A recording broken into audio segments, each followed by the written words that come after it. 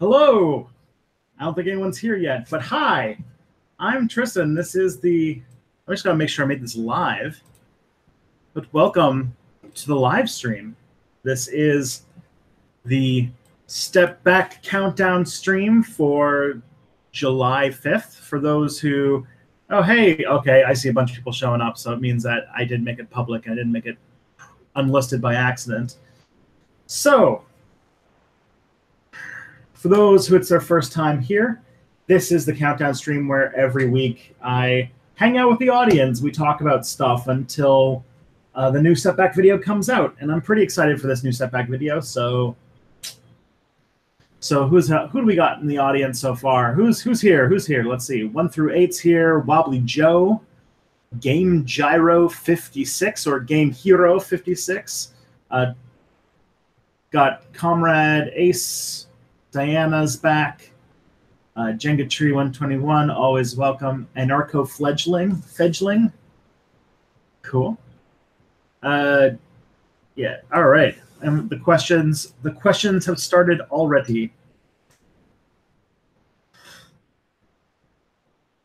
So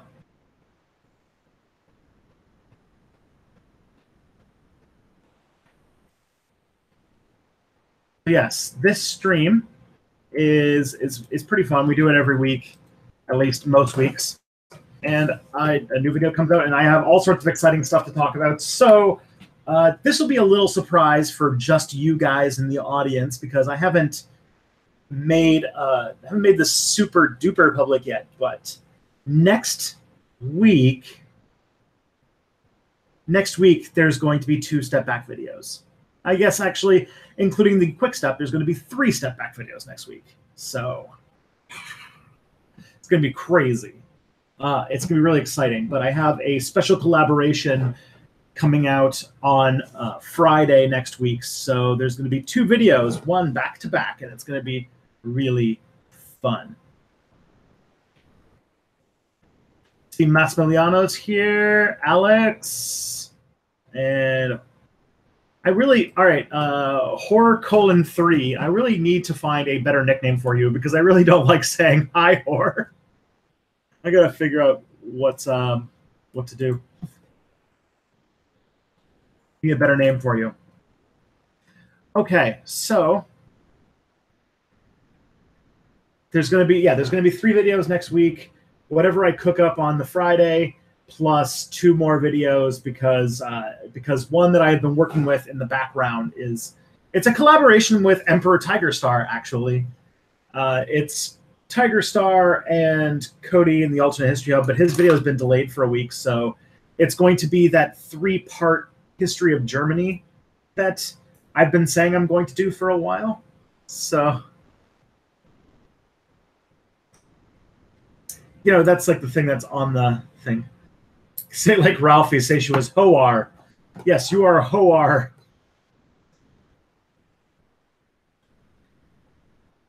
But yeah, it's going to be the 3-part Germany series, and my Friday is going to be made up. So like my video, it's a 3-part series. My video is about Germany from like the dawn of time until the end of the era of the what's it called? It's from the dawn of time until basically the end of the Napoleonic era and the breakup of the Holy Roman Empire. And then Tiger Star is taking over for the ascent of the Prussians and the German Empire and those kinds of things. And then about a week later, Cody is going to be taking it up for like the 20th century Germany and modern Germany. So this will be the talk.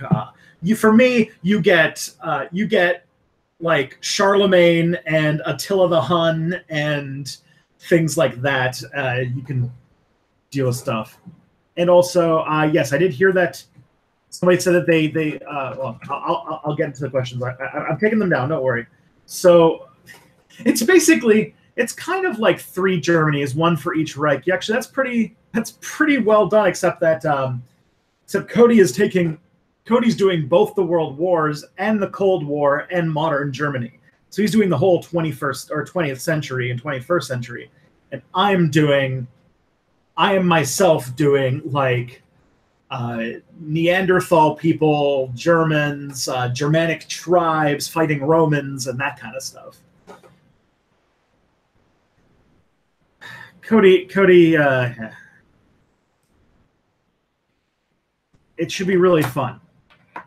It should be a really fun collaboration. Then actually the day before, so next Thursday, I have another collaboration coming out as well, which you would know the subject of. You would know the subject of next week's video if you look in the community tab, because I'm going to start polling people about names that they think are more clickable. So I'm going to crowdsource some of the aspects of choosing better thumbnails and better titles. So follow the community tab if you want to know what videos are, maybe about a week in advance. Wobbly Joe, I do not go into tons of detail on that stuff because I had to cover literally 600,000 years of history in one video. So, and it was already about 20 minutes long. So I had to make certain liberties to go fast. I did say that there's a lot of stuff.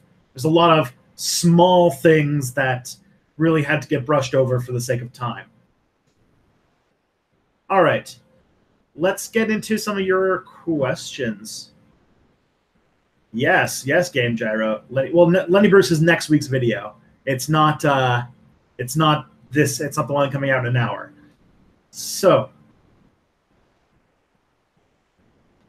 first question. I'm hoping ICE won't kill people in their internment camps because they'll be afraid people will record the atrocities on their phones and post the footage online. Is that a realistic hope? I would like to hope so, but the thing about... There's actually like this really great thing I found out about recently called the 10 stages of genocide, and that really the ICE internment camps are just part of it, and that there is a process that moves along. And so it could be that by the time there's actual genocide going on, that once actual genocide's happening, that people have become so normalized to it that it's not even a thing that people even notice anymore. And that would be really tragic because there's this constant thing to the 10 stages. Let me go and find the 10 stages. I know I tweeted it out the other day, but let me just grab it real quick while we're on this. So you guys will have to hold on tight while I find this thing that I retweeted yesterday, I think.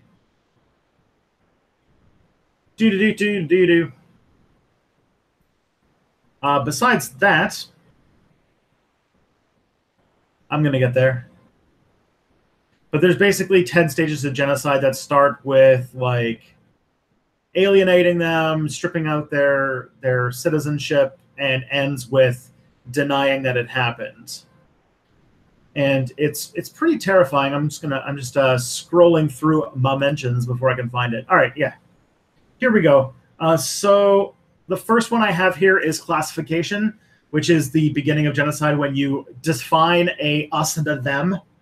Then the second stage is symbolization, which is when you force the people who are part of that them group to then start identifying themselves visually. In Germany, remember this was the yellow stars, but you could imagine Trump trying to push a thing saying like, hey, if you're an illegal migrant, I mean, if they would just kick you out of the country, but say if you are the descendant of an illegal migrant or something like that, or if you're a Muslim, you have to have like an ID card to show that you are part of that. And 3 is discrimination. This is when people face systematic discrimination for being part of that identity group. Then you have dehumanization, which is where you start to equate the people of the targeted group with animals or vermin or diseases as something that needs to be dealt with. 5 is organization. This is when special groups of like the police and the military are created in order to suppress and attack these groups. 6 is polarization, which is when the government starts to broadcast propaganda to turn the populace against that group. Number 7 is preparation. Wow, what did we walk into? Well, ducked it, Stephen. Somebody asked, I found this thing about the 10 stages of genocide, and I was just reading what the stages were. Um, Seven, preparation, official action to remove or relocate those people, which is that's the putting into ghettos, putting into concentration camps, things like that.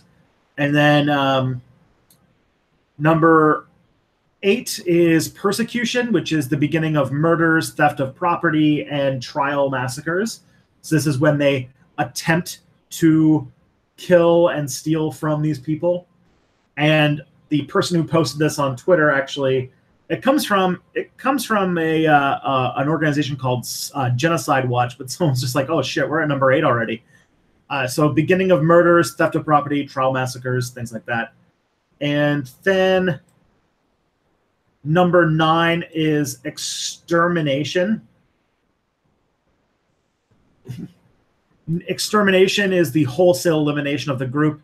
If it is extermination and not murder, because people are not considered human at that point. And then number 10 is denial, which is to deny that you committed any crime. But that seems to be rather straightforward. And while, you know, the steps do seem like they don't follow it's not really a particular order. I do think that if you look at the US case, some of those have happened without others happening, and it's not exactly linear. Like, for example, Muslim Americans don't have to wear identifier badges to show that they're Muslims. They decided to go with the tried and true racial categories and basing it on anybody who looks like they are from the Middle East, Turkey, South Asia, or North Africa, which is interesting because the most populous Muslim country on earth is freaking Indonesia, and that some of the most majority Muslim countries on earth are white. Like Albania is something like 98% Muslim, and Bulgaria is also something like 85% Muslim. So it's like it's interesting. This is actually my MA thesis, was how they used racialized categories, because the largest demographic of Muslims in America are actually black people. There are more black Muslims than Muslims from Middle East in America, but the Muslim like majority thing is like it's pretty high.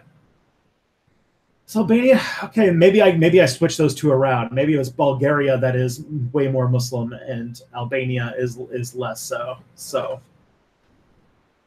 Bosnia, and Bulgaria. Bulgaria has a very high Muslim population as well. So like there's a lot of, yeah.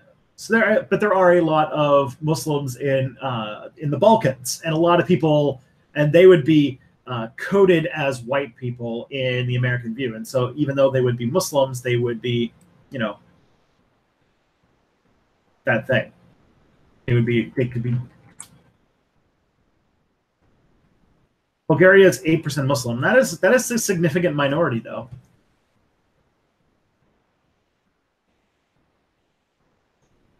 Okay, so remember that this does not necessarily happen over a long span. In my natal Argentina, it happened over 7 years and with 30,000 deaths and hundreds of stolen children. Massimiliano, the next question is, what's the video about? And Massimiliano, you were just talking about exactly what this video is about. Holy crap, that's a good coincidence.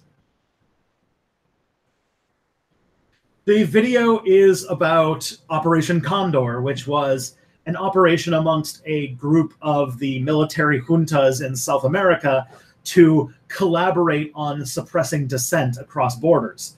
And Argentina was one of the #1 groups associated with that. A secret police group called the CIDE ended up working on behalf of not only their own dictatorship, but tons of other dictatorships, and murdered tons of people in the country.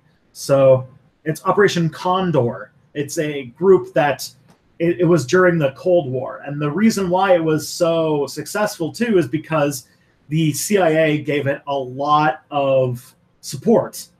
And so it was, all right, let me see if I can get all the countries in Operation Condor. The United States was a key central figure, but it was Chile, Argentina, Uruguay, Paraguay, and I believe later on Brazil joined in after they became a military dictatorship in 1976.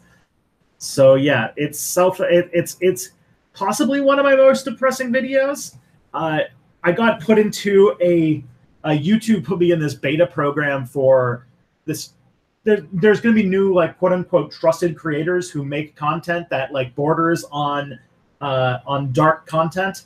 So like there's like a beta program for people who are doing things that might not be advertiser friendly often, but are still doing good content. And I got put into this program that lets me self demonetize my videos, but would have less scrutiny, or maybe no scrutiny at all, over when I choose to monetize my videos. And so this one I definitely demonetized from the beginning, because I know that this is not one people are going to run ads on, that's for sure. But yeah, see Game Hero here is, well, yeah, like there's a lot of Muslims in the Balkans, and they're pretty much white people, and I don't like but like anti-Muslim violence and anti-Muslim oppression is so racially coded towards people from Turkey, the Middle East, North Africa, and South Asia that Muslims who are from other regions don't experience the same type of Islamophobia unless they choose to wear religious garb like a hijab. And bulk, like Eastern European Muslims, as well as Indonesian Muslims, even some Indian Muslims. Although I will say that the racial coding of Islamophobia that shows that Islamophobia is a racist prejudice is that Sikhs, for example. I mean, it's bigotry either way, but there is a definite racial coding involved. But Sikh Americans have been, and Sikhs around the world, because they wear turbans and they typically are South Asian, have been targeted for lots of discrimination, including a mass shooting of a Gujarat in Wisconsin. And the actual first recorded Islamophobic hate crime after 9/11, which happened on September 12th, 2001, was against a Sikh, I think he was a gas station attendant in Texas or something like that. Yeah.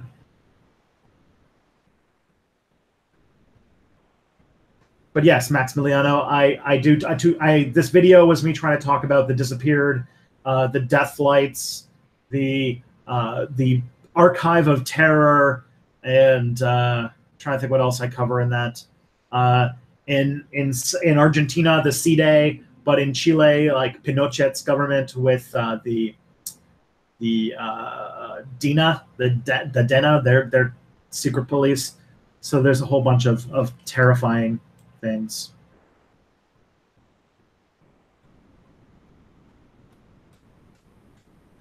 Ugh.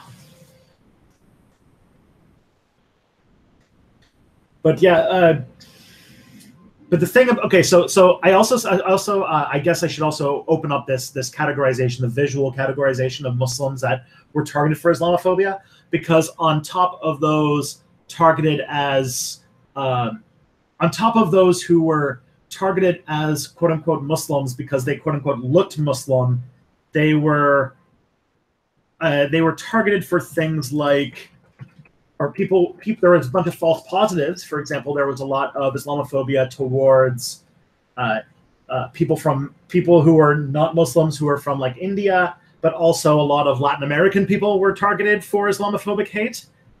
And on top of that, there's also the Islamic Guard. And so this is why a lot of people from the Middle East, while they might, be the white passing group, they also might wear clothing from their home country, which also led to them being targeted, especially women who wear headscarves as part of sort of a cultural tradition. And actually, Islamophobic violence against Muslims led more Muslim women to wear hijabs as like a form of solidarity. So it's a whole thing, but the racial categorization, the racial coding of Muslims in the United States was very, very apparent. whew, yeah, it's all crazy. So 138, the video is definitely about Operation Condor. All right, let's change. Let's. I keep finding myself returning to my master's thesis over and over and over again because I just found that area of study so interesting, and I kind of just left it. All right. Michael Kirshner wants to know, I thought you might be taking the week off because I didn't see a 30-minute reminder. Yeah, sorry about that. I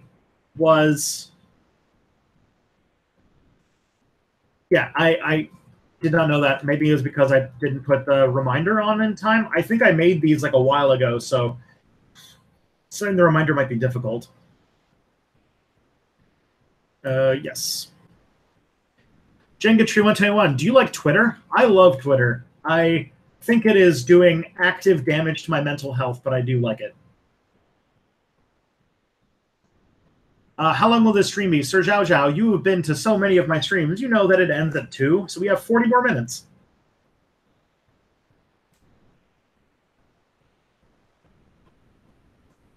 Oh, boy.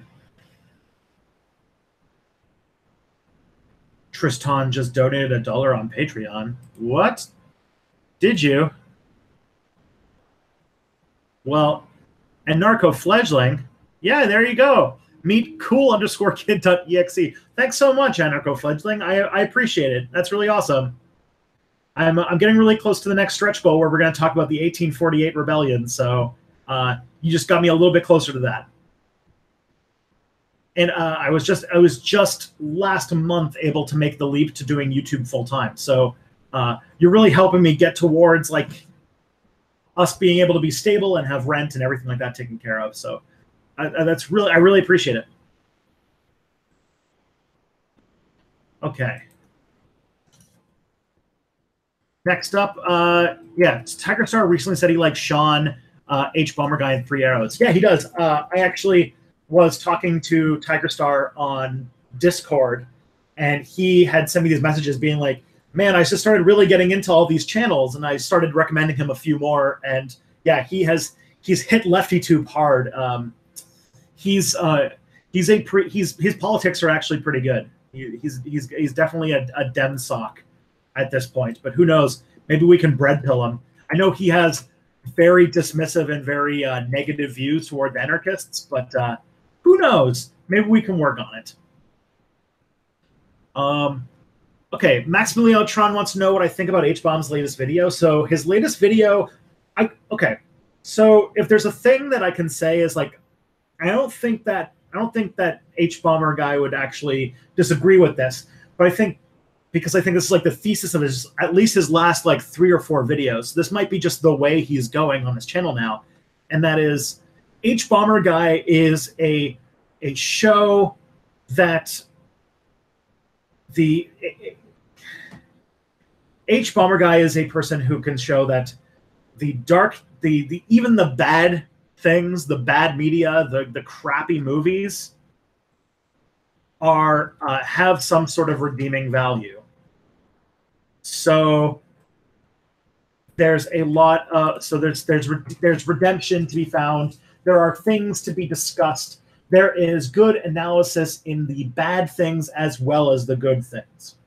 Mostly because H-Bomber Guy is a person who is extremely critical of media, especially media that people find popular. And he's also very contrary to try and find the good in things that most people find in the consensus are bad. Those are the 2 things he does. And the video that he just released is a very personal discussion of the movie Cthulhu, which basically nobody had seen, but it was a discussion of the Cthulhu mythos and how do you deal with artists who are problematic, and how do you find something in things that are terrible. And the movie Cthulhu was apparently really bad, but as H-Bomber Guy grew up, apparently he was discovering that he was bisexual or something like that. Didn't really go into detail because it wasn't that important, but like discovering that you're not part of the sexual majority. And he talks at length about how even like a movie that like a goofy one-off like direct-to-DVD movie that had a misspelled title, when you put it in a computer, can still have that resonation with you. It can still give you something, even if it's an objectively poor movie. And man, yeah, the H Bomber guy is so. I think he's going down a path that I'm really interested in following along with.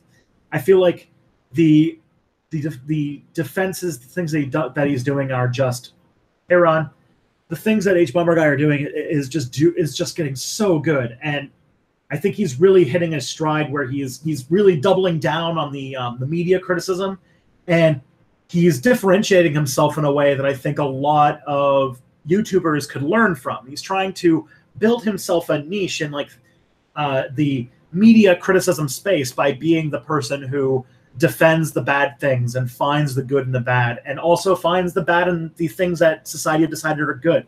So, and also he's hilarious. But it does mean that I'm going to miss things like the Rational Response series, for example.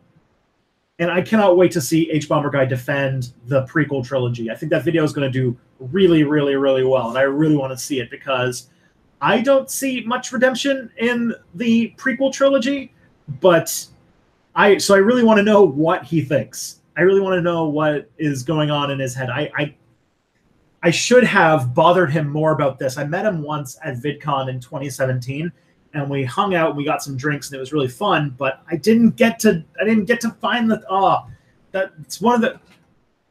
I don't think he's going to end the Rational Response videos, but I think that he's going down a path where he's going to focus more on his media criticism and maybe less on the things. He hasn't.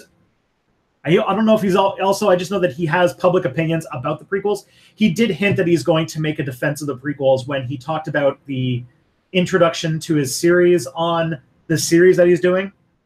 So he did have his. He did mention that he's going to do a video on the prequels in his video on VHS.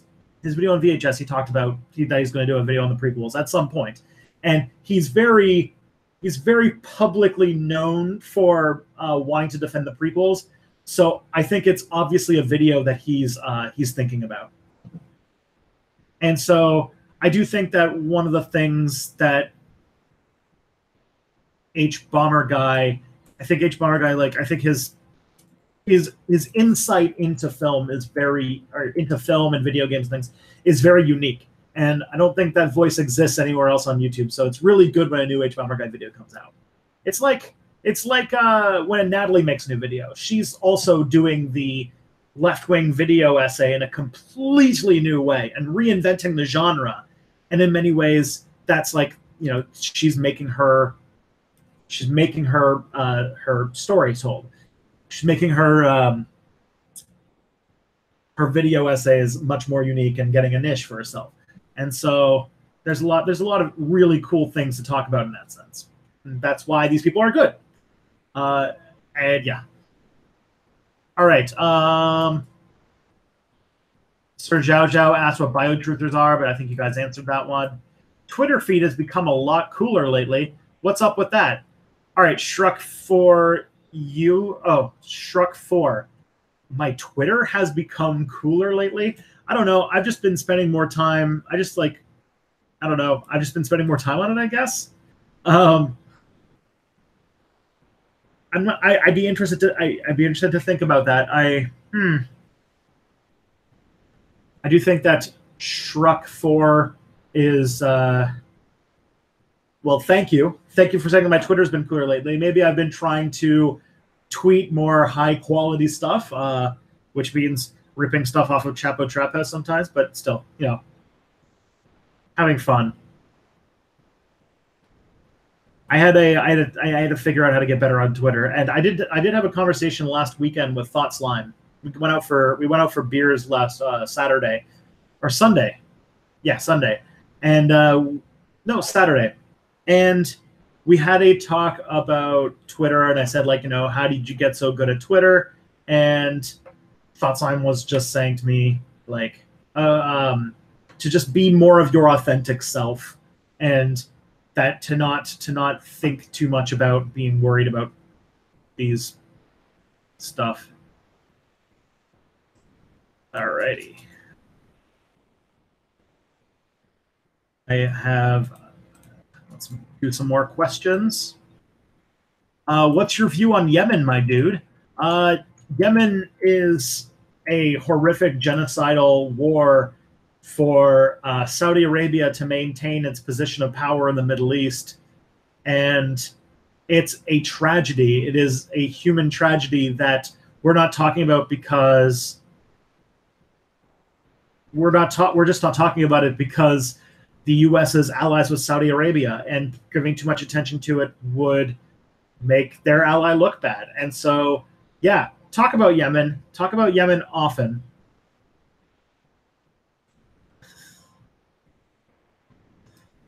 Oh man, there's so many like prequel theories going down below. I do think that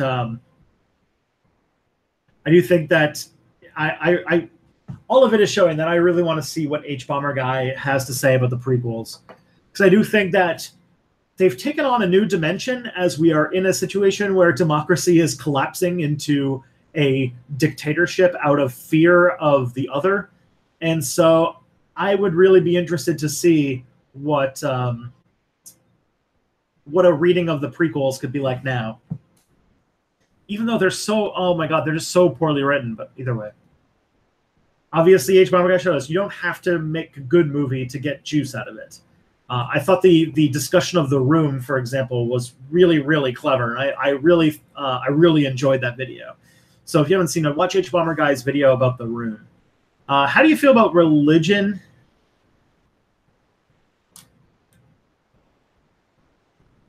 All right. How do you feel about religion and spirituality? Okay. How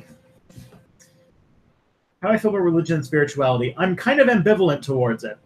I do think that religion has a lot of extremely interesting, like, anthropological aspects to it.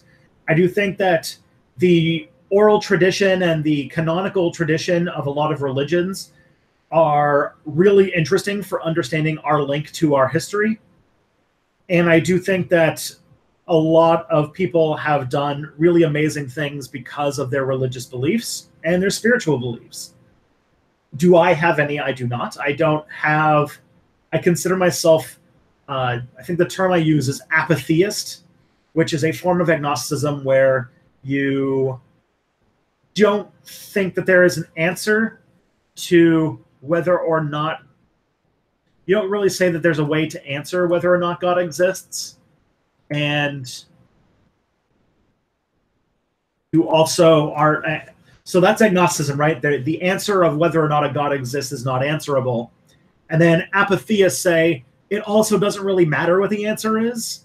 And so in my mind, I don't really think too much about whether or not there's a God, and I don't particularly care if there was one or not. I'm kind of on the impression that, like, if there was a God that had extremely important opinions about what I needed to do with my penis or whatever, I would ignore them, because I am, just because a God created me, if one did, I am not under any particular need to care. I don't, if I were sent to hell for not obeying a God, I would think that that was God's fault, not mine. Because I'm a human being that follows the directives that I think are most important for me, and I believe in personal autonomy and freedom. So in my mind, even if a God existed, I wouldn't feel any particular need to follow their directives. And if a God does exist, obviously, they're doing nothing for a lot of important things that I care about. So why should I have any sort of loyalty? And even though, you know, it's probably true that there's no God, but that's, so like, that's where I am on my my personal spiritual beliefs. But I do think that there is a lot of people out there who religion and spirituality is the thing that gets them up in the morning. It gets them enjoying their lives, and dealing with a loss of faith is really, really difficult, not just on a philosophical level, but also on a social level, also on an identity level. Religion is, I think, this is a thing that a lot of there's a lot of people out there who are kind of part of the new atheist movement, and I think that there's a lot of people who think about religion just in a philosophical sense, and they don't see that religion it's part of your identity, it's your community, it's your nationality, it's your history, it's your connection to the past. Catholics, for example, the Catholicism, the Catholic Church is their connection to like the Roman Empire and like all sorts of things. Like there's a lot more going on than just a series of set beliefs. And there's a lot of people who religion plays an important part about their it plays an important part in their lives, and it's not about their understanding of the universe. And like that's okay.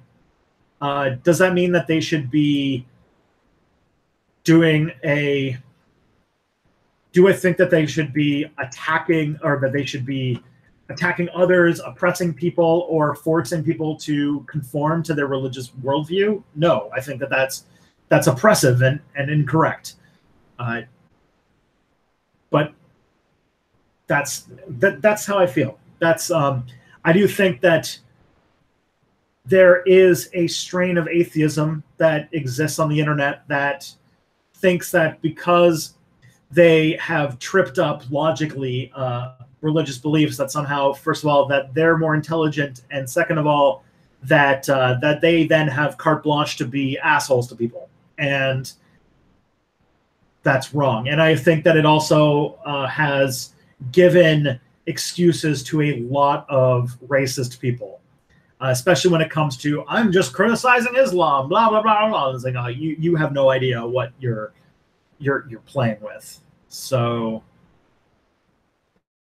I do think that there is a social good to religion for those it works for.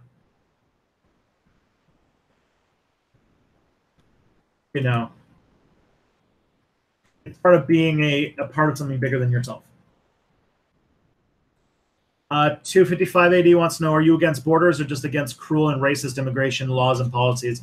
Judging how I'm against laws and policies as a policy, I actually am against borders. I'm a full-blown like anarcho-syndicalist or whatever. So not syndicalist, I'd probably say somewhere in the anarcho hyphen something spectrum, that the concept of borders is a cruel imposition and leads to a lot of violence and oppression. So let's just like undo that concept if we can. Your favorite underrated historical event? I would probably say that it was Cyrus the Great. Cyrus the Great, specifically his toleration of other religions. So there was a situation in which the Persian Empire conquered the ancient Israelites. They conquered the Jews, and the Jews were diasporaed and spread all over the Persian Empire. And Cyrus the Great was the emperor who gave the Jews back their land and sent them back after the conquest from the Persians. And he's celebrated in the Bible, but this act is one of the smallest acts. It was an act of mercy, and an act of mercy that resulted in the three Abrahamic religions being around today. And so, even though it's like something that's like hidden in the Old Testament, it's a story that is pretty dependent on understanding how the world works today. So the amount. All right. Not Babylonians, not Persians. Sorry, it's a bit too early for Persians, I suppose.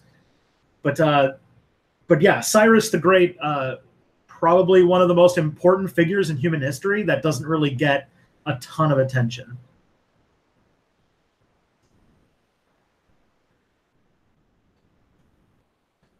Okay.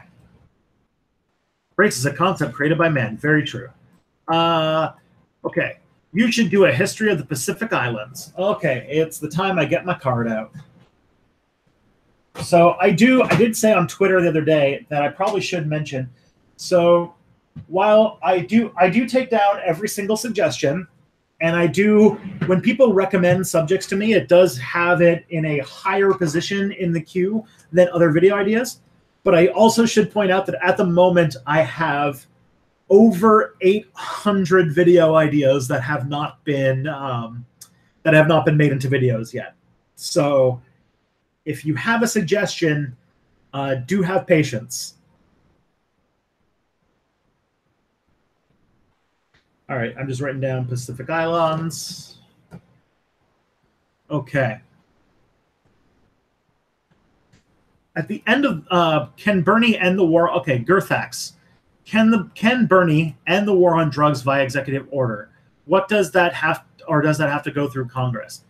I think that there's a lot of the war on drugs there's not really a ton of laws on the books, but they are just a matter of course and policy and law enforcement.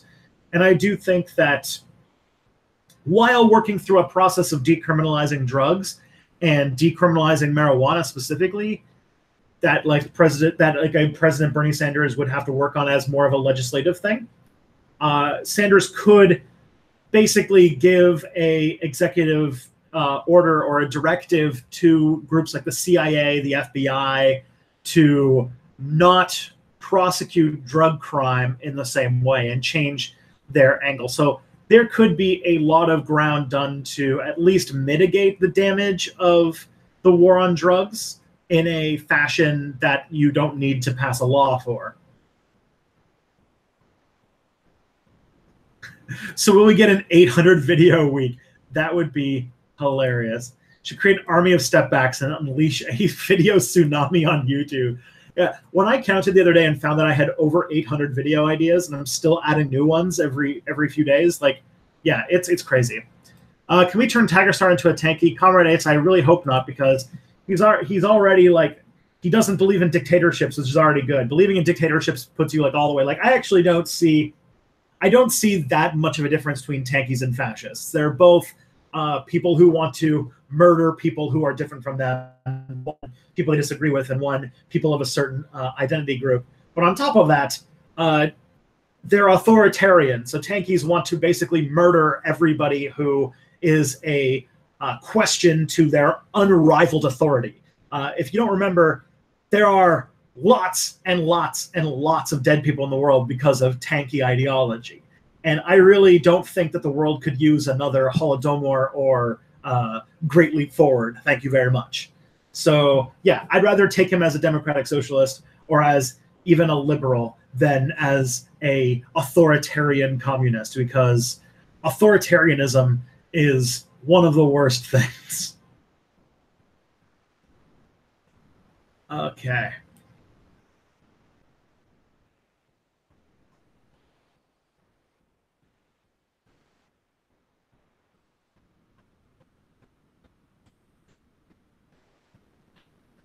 All right, let's move along. I'm going to be leading my first class ever. Awesome, Game Hero. It's a basic intro course to anthropology, and I have total control of my syllabus. Any recommendations on fun topics or social theorists? If you're doing the anthropology course, you should definitely look at David Graeber, specifically the development of money. Money and debt. So there's like a history of debt.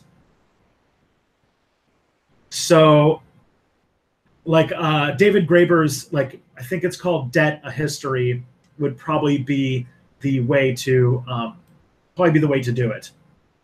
I think David Graeber is probably one of the best anthropologists working today. Okay.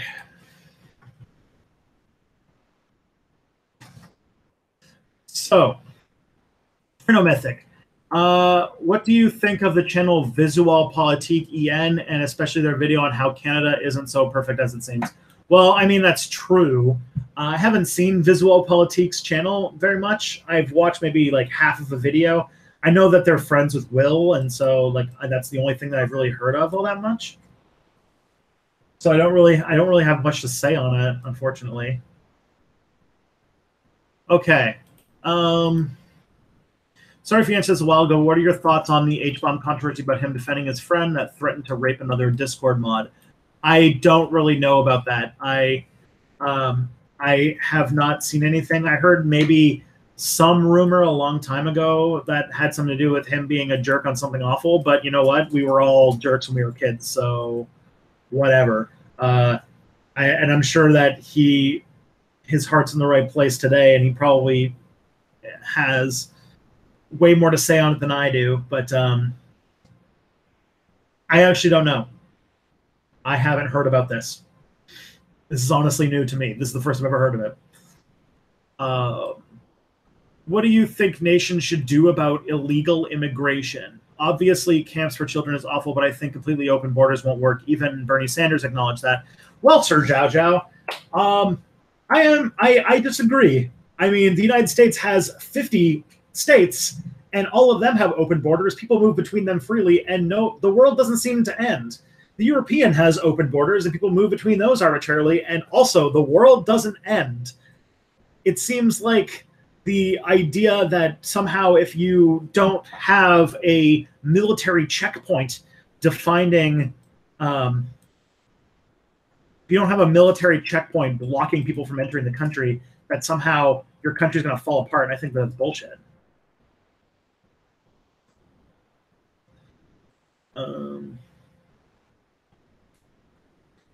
All right. Fedora wants to know again, have you tried GeoGuessr? Yeah, I have on a couple of occasions. I've played it a handful of times in my life.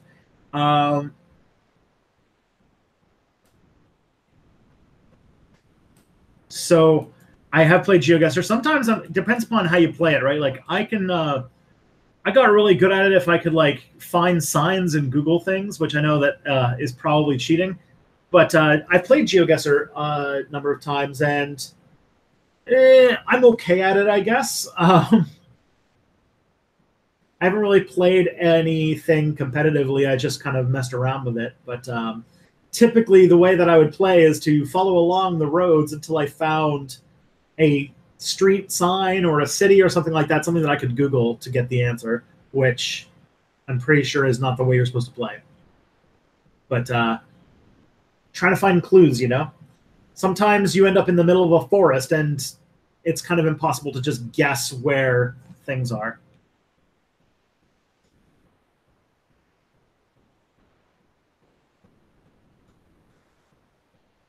Alrighty.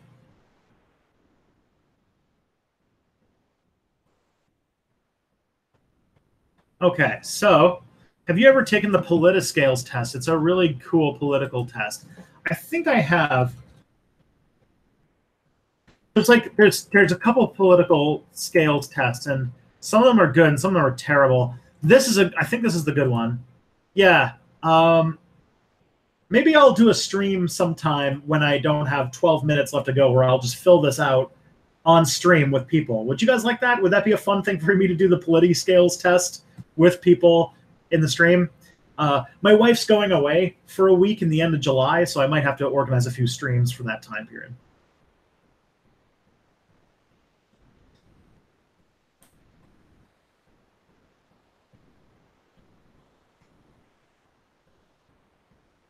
All right, cool.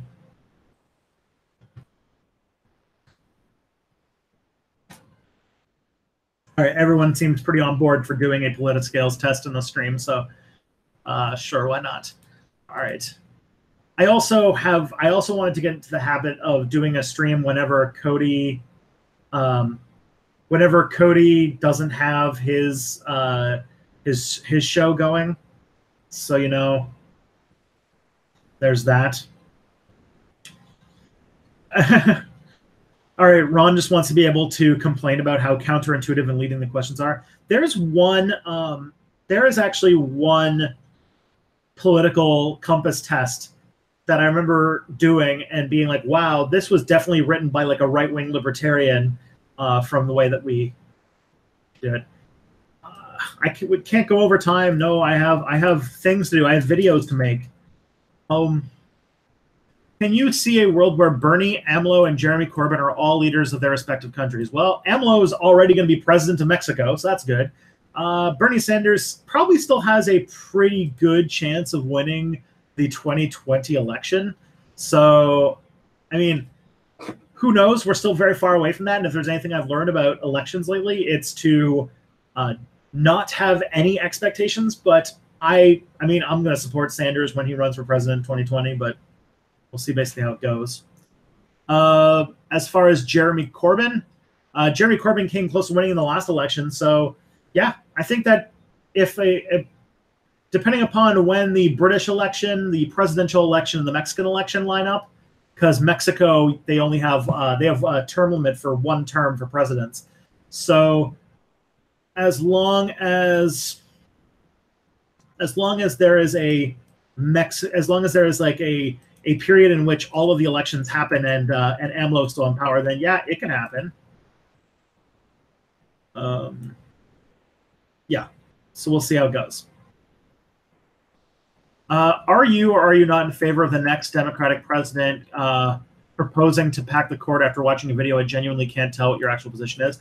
I do think that it. All right, so packing the court for the video that I did is that is the idea that FDR floated of making more Supreme Court seats in order to balance it out politically, and I came to a conclusion while I was working on the video that packing the court might work, and I think that it only even came close to working in FDR's case because FDR had a huge Democratic mandate, and because of his actions during the Depression, he basically could have done whatever he wanted and been all right. I do think that FDR kind of acted like a dictator in a few cases, but that's just him. Either way, I think that packing the court is a thing that would help, but it would be a temporary solution to a permanent problem. And I think that in the current mediascape and the current state of American politics, that it would not go through. I think that there's no path for that happening. I do think that, if anything, the Supreme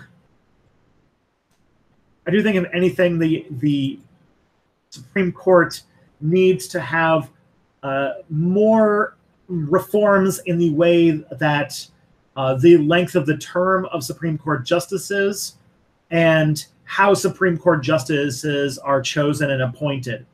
I think that is a better long-term solution than just making a whole bunch of new Supreme Court justices. I think that that would be extremely destructive to the Democratic Party, and at the same time would get them would probably only last for a little while because Supreme Court justices don't have a permanent solution to them. Okay. Ron wants to know, how do you feel about these people occupying ICE buildings? I've seen right-wing people online comparing them unfavorably to the Bundy militia. Do you have any thoughts on that comparison? The Bundy militia had nothing to complain about. They were mad that they couldn't drink raw milk and marry children. So the people who are occupying ICE offices are doing it because they have real issues and real problems. And yeah, I love the breakdown of civility and the I think the breakdown of civility and the enforcement of and the increase in direct action, like the woman who climbed the statue in New York yesterday. I think those are all really good. All right, I got to move faster. Video idea: history of atheism and agnosticism. So I'll write that down. All right, I'm starting to run out of time, so I got to be more quick on the questions. Why would you want to be connected with the Roman Empire? Imperialism is awful. Yes, it is. But when I was talking about religion and people having a connection to their history, it's not about it really is not about logical ideas. It's about a sense of belonging. What do you think about anarcho-primitivism? I think that it is extremely ableist and terrible. Leonardo Alfonso wants to know, can you explain why retirement age is good in Canada and bad in Poland? I can't. I think that retirement age is good for a Supreme Court justice. I think Supreme Court justices should have term limits. I mean, that would be way better. I think that, yeah, I feel like if you are not going to live long enough to see the consequences of the decisions that you make, I think that you shouldn't be in power. Because we have way too many super old people running everything, and I think that's a problem. Sir Zhao Zhao, it wasn't based on racism. They thought everyone who wasn't Greek or Roman was barbaric by definition. How is that not racist? It was racist, but it was in a very different way. The racism that we see today, the racism that we think of today is a different thing because it is the process of colonization. And colonization in the early modern period, in the age of exploration and stuff, is a different context. So like, it's not the same type of racism. It didn't create the same types of caste systems. Racism that in the way that we think of it today was really something that developed and built up through colonization in the 16th and 17th centuries. Any thoughts on Japan leading up to Pearl Harbor? Love the channel. Oh, thanks, Jack. Pearl Harbor. The reason why Japan attacked is because the Americans were trying to find an excuse to get into World War II, and so they stopped trading oil with the Japanese, and that kind of led to the problem. So, yeah, that is definitely an issue. All right. Jack Medin, love the channel. Any thoughts? Oh, right, I already read that. Okay, cool. Tankies are kind. We only want to build a classless society. Without Stalin, Hitler would have won World War II, you class traitor.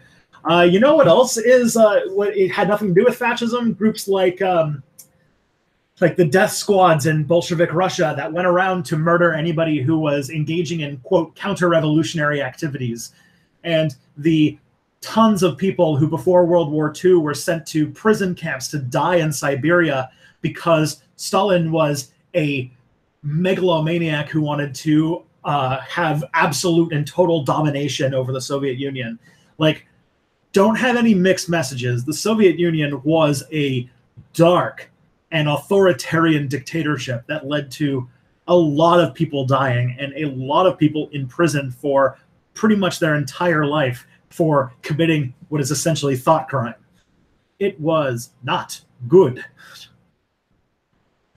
Do you consider Marxism, Leninism, and Tanky to be synonymous? Sometimes. I think there are some MLs who don't realize these things, but did you see Alex Jones tweeting about liberals starting a civil war on the 4th of July? I've heard about it. I don't really know too much about it, but I do love I did read a few of the letters from the Second Civil War thing. Riley Dennis has a good new video about civility, and everyone should check it out. That's good. I haven't checked out Riley Dennis in a while, so I should definitely do so in a while. She's had a bunch of videos that I haven't been super on. Like, I got kind of bored with the channel a while ago, but I'm definitely happy to come back.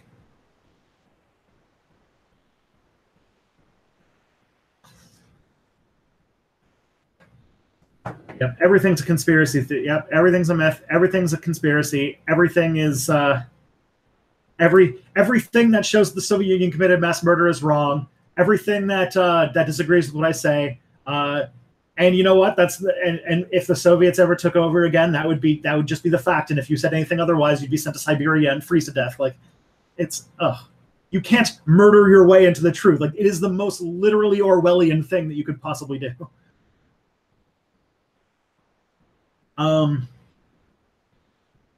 Have you ever considered doing a weekend stream, like 1-2 hours every other Saturday? I've considered doing a stream on Sundays when there's no So That Happened, which seems to be more and more often as this book deadline comes up for Cody. So I'm going to try. I do like having some time to spend with my partner, which I'm trying to protect, but, you know. All right. I really got to, oh man, we're so running out of time. Thoughts on Esperanto? Good idea. I really wish that it had worked out. How do you fix Syria? Big international conference where they redefine the borders of the Middle East in order to fix the people. Does a welfare state need borders? No. I believe Fedor answered your question. Which historical figure is your favorite? Emma Goldman. Why are you against accelerationism? Because it leads to a lot of people dying in a possibly impermanent solution. Thoughts on Mars colonization? Sure, why not? Double our chances of living longer. And what do you think about the Ontario flag? Do you agree in still having the Union Jack on it? I don't particularly care. I don't think that flags are a really important thing in all things considered. And lastly, maximum age for elected politicians? Yeah, sure. I do think that when it comes to politicians and the representative democracy, the problem that comes up often is that there are way too many politicians who make decisions for people that make decisions while having no stake in the outcome. So there's a lot of politicians out there who have very strong opinions about things that won't affect them at all. And we are at 2 o'clock, so I'm going to put the thing. Thank you guys all for coming to this stream. I hope you all had an amazing stream. I hope to see you all next week. See you later.